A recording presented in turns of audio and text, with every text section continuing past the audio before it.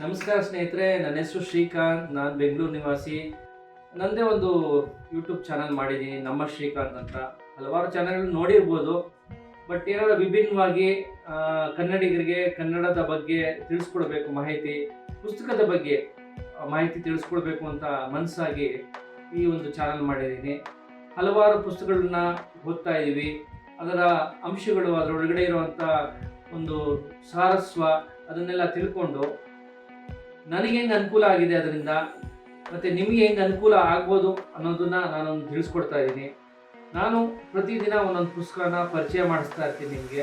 ಅದರಲ್ಲಿರೋ ಅಂಶಗಳು ಅದನ್ನೆಲ್ಲ ತಿಳಿಸ್ಕೊಡೋಕ್ಕೆ ಪ್ರಯತ್ನ ಪಡ್ತೀನಿ.